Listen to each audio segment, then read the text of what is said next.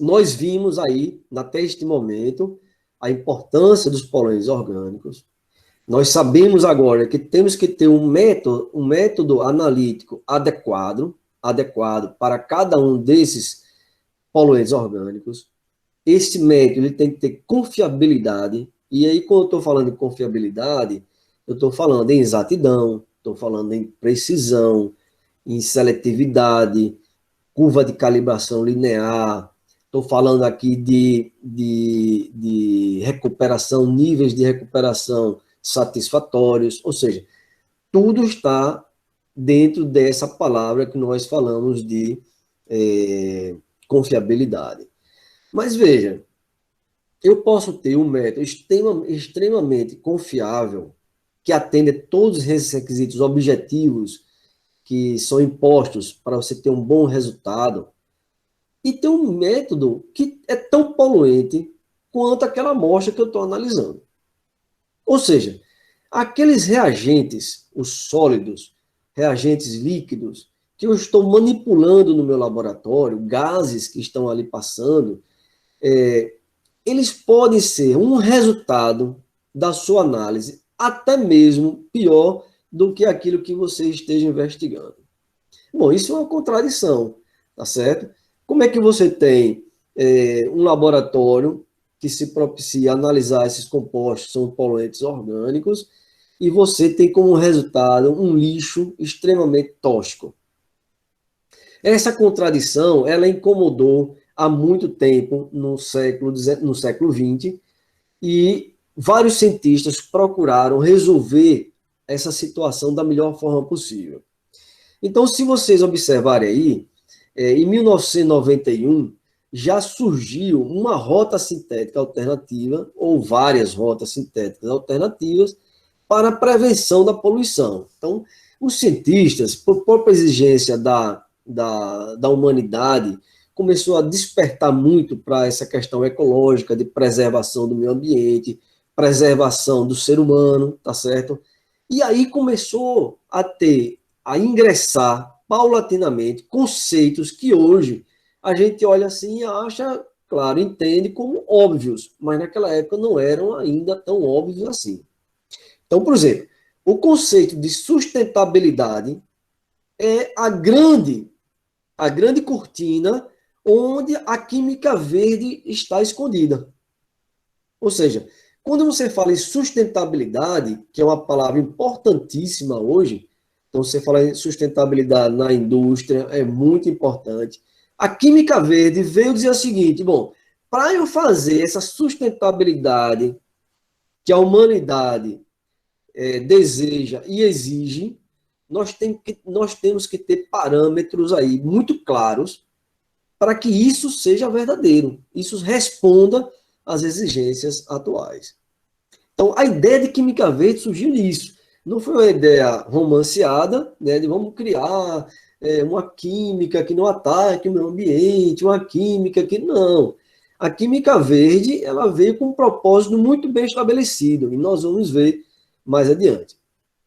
Então, essa terminologia química verde apareceu em 1993, veja quanto tempo atrás. Tá? Em 1997 surgiu o primeiro artigo falando sobre química verde. Em 1998, no ano seguinte, este livro que está aqui mostrado, aqui a capa dele, foi o primeiro livro sobre química verde, aí, Green Chemistry, Teoria e Prática, de Ananas e Warner. Esses dois autores ficaram famosíssimos pela iniciativa que eles tiveram em colocar quase passo a passo alternativas importantes para você transformar aquela química que estava sendo bombardeada. Então, tudo que era químico era ruim. Ah, isso aqui vem da química, então não presta. Então, isso aí começou a mudar muito na ideia da química atual. Então, se a gente pudesse resumir o que seria química verde, aí eu tirei essa definição, esse conceito da Agência de Proteção Ambiental dos Estados Unidos, isso em 2017, que diz o seguinte: é um projeto para produtos químicos e processos. Veja, não é só o produto químico que importa, não. Eu tenho uma molécula que ela tenha características importantes de não agressão, como outras moléculas que eu posso retirar da minha linha, tá certo? Então, produtos químicos e processos, ou seja, o durante a fabricação daquele produto, se a gente olhar para os nossos métodos analíticos, seria o quê? A parte de preparação da amostra, tá? Então, voltando, é um projeto para produtos químicos e processos que reduzem ou eliminem o uso ou geração de substâncias perigosas. Eliminem o uso ou a geração de substâncias perigosas. A química verde aplica-se ao longo do ciclo de vida de um produto químico, incluindo projeto, aí ele vai mais especificamente, projeto, fabricação, uso e disposição final. Então, desde a produção da molécula sintética até onde ela vai, depois de ter passado por todas as outras etapas, isso é importante na observação da química verde, tá bom? Então, veja, com essa ideia da química verde, a química retorna a uma posição central. A química, ela sempre foi um ponto fundamental no desenvolvimento tecnológico da humanidade. A física tem seu papel, a matemática tem seu papel, tá certo? Mas a química, ela sempre foi a ciência que transformou aquelas teorias em algo, em algum produto que fosse justamente útil e importante no desenvolvimento da humanidade. Com todas as consequências do mau uso da química, não é que a química é ruim, então, do mau uso da química, a química foi colocada numa posição muito ruim lá no século XX. Bom, com essa história da química verde, há uma retomada de posição importantíssima, e é por isso que eu queria aqui sublinhar, veja, nós não podemos, nesse momento, pleno século XXI, 2020, a gente não pode mais retroceder. O papel da química verde hoje é fundamental. O quanto mais vocês puderem absorver os conceitos e a ideia da química verde e colocarem isso nas suas atividades, tanto de laboratório quanto atividades futuras como profissionais, isso é fundamental. Isso é um divisor de águas. A química verde é um divisor de águas. A química de antes e a química de agora, tá certo? Então, veja, aí como está dizendo, a exigência de uma nova consciência científica, ela surgiu dessa exigência. Era uma consciência que nos faltava ainda. Então, essa união da ecologia, de uma ética ambiental e da autopreservação é que realmente deu esse start aí para a química verde. Então, o conhecimento, que é aquele conhecimento mais ligado a uma determinada área da química, ele começa a se transformar. Bom, eu não posso estar ligado apenas a uma área da química, não posso mais estar ligado apenas aos interesses da química, mas eu tenho que saber qual é o interesse da química na agronomia, qual é o interesse da química na biologia, qual é o interesse da química na engenharia, nas diversas engenharias. Ou seja, essa porção intra e interdisciplinar, ela é importantíssima hoje em dia.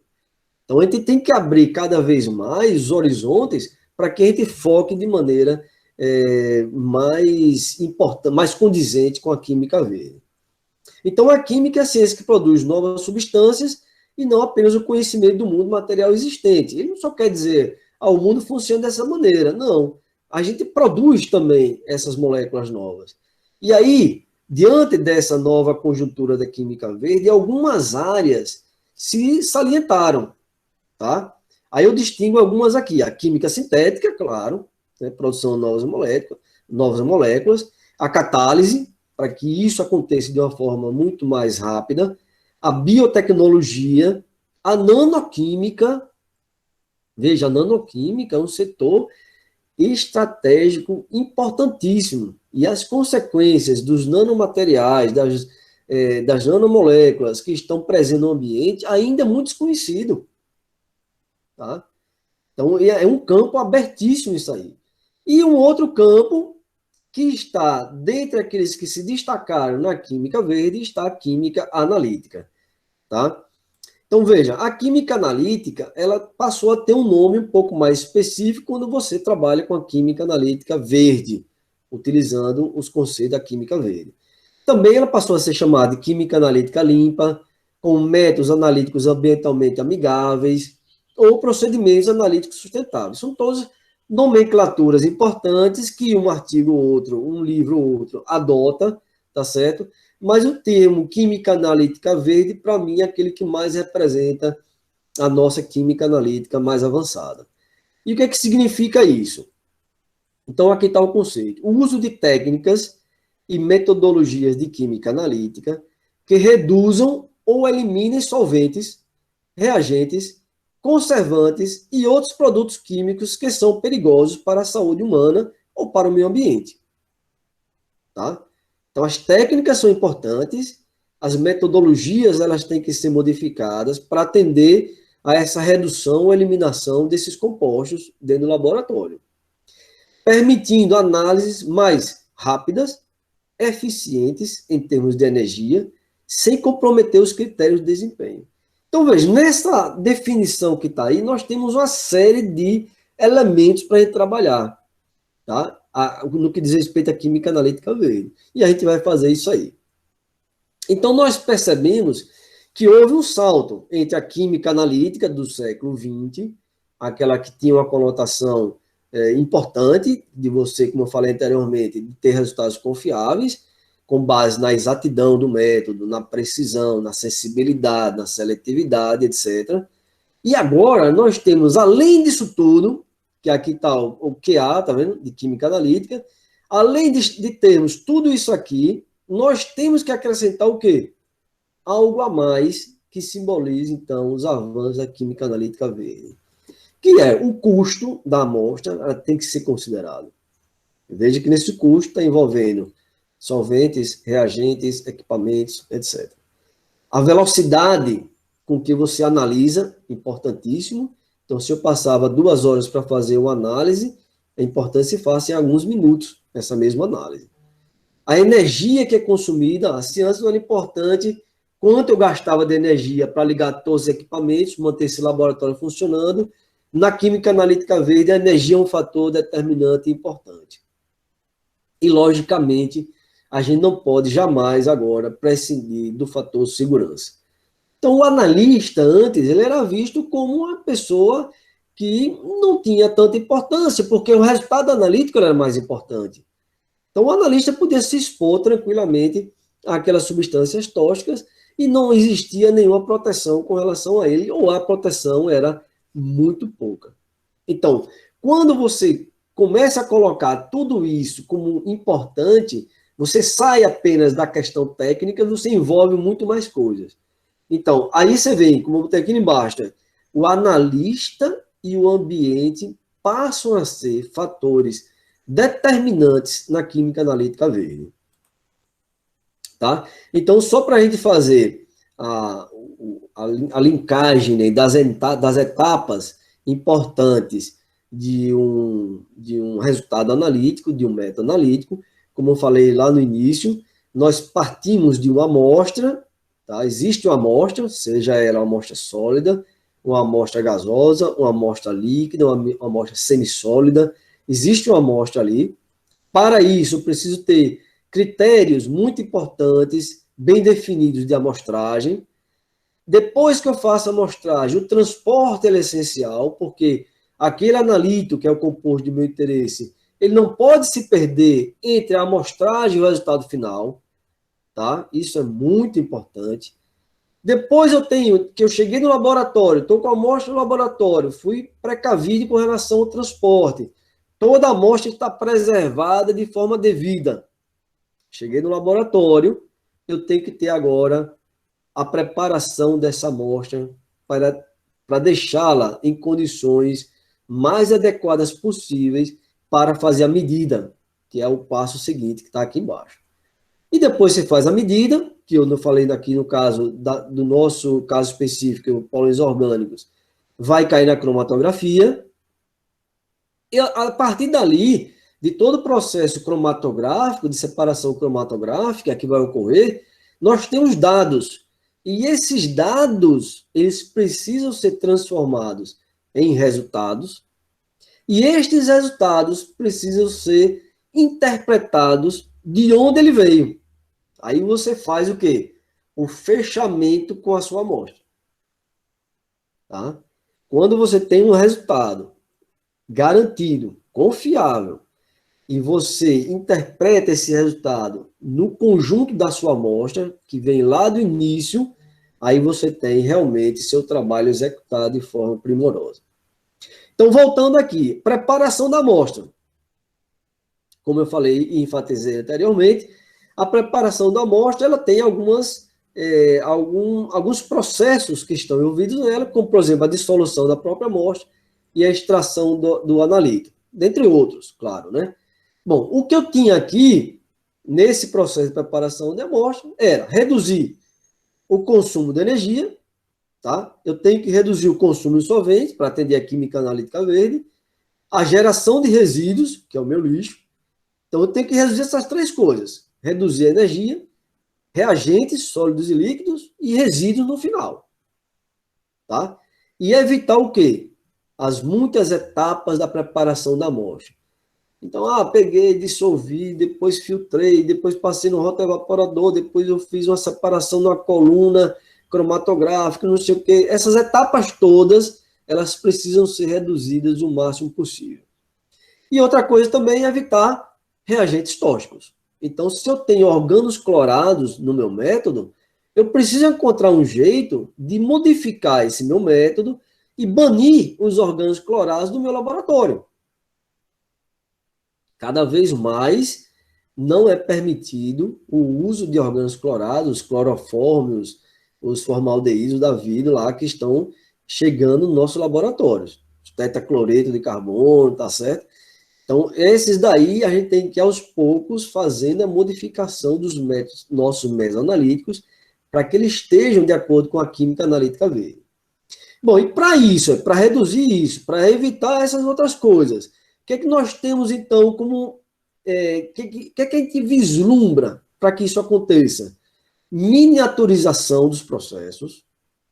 Isso vai desde a amostra, aquilo que a gente está manuseando na preparação da amostra.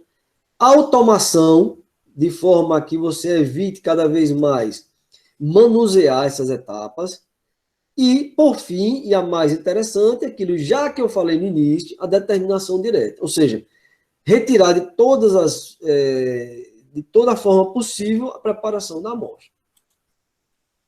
Bom, e aí quando eu falo de preparação de amostra, eu estou falando de que eu tenho que fazer uso de uma técnica de extração para que eu retire o meu analito daquela matriz complexa, coloque ela de uma forma que seja adequada para a minha análise cromatográfica. Então, se eu olhar para as várias técnicas que eu tenho hoje e olhar para as mais clássicas que nós temos, para amostras líquidas, todos nós sabemos que a mais clássica que nós temos é a extração líquido-líquido. Você tem um funil de separação, e você coloca ali a sua amostra, um solvente que não tenha características parecidas com a sua amostra, e faz o processo de separação. Se eu tiver uma amostra sólida ou amostra semissólida, eu faço o processo por a técnica chamada Soxhlet. A técnica Soxhlet é um processo onde você mantém a sua amostra passando um solvente orgânico por ela constantemente, numa determinada temperatura, para que aquele solvente consiga retirar o seu analito daquela matriz complexa. Então, eram as duas principais técnicas utilizadas, são as duas clássicas, e que ainda é muito utilizada nos laboratórios de serviços hoje em dia. Não vamos negar isso, tá certo? Ainda está sendo muito utilizado. Assim como a titulometria e a gravimetria. Bom, mas para a gente fazer uso da química analítica verde, surgiram uma série de outras técnicas de extração. Olha, aqui são apenas algumas que vocês estão vendo. Então, tem técnicas baseadas em extração em fase sólida, conhecida como SPE, aqui no canto esquerdo. Tem aquelas se usa com microextração em gota, SDME, outras utilizam ultrassom, outras utilizam fluido supercrítico, outras utilizam microextração em fase sólida, ou seja, você tem a micro-ondas, membranas, você tem várias técnicas de extração que foram desenvolvidas justamente para atender os requisitos aí da química analítica verde. Pois bem, os métodos analíticos, então, eles com essas funções de desenvolver, modificar e combinar técnicas analíticas para quê? Né? Para que se faz esses desenvolvimentos de novos métodos analíticos? Para as novas necessidades, atender às novas necessidades e às novas exigências. Tá? Ninguém vai modificar um método que já está eficiente e já está estabelecido no laboratório se não for para atender isso, as exigências atuais e as necessidades atuais.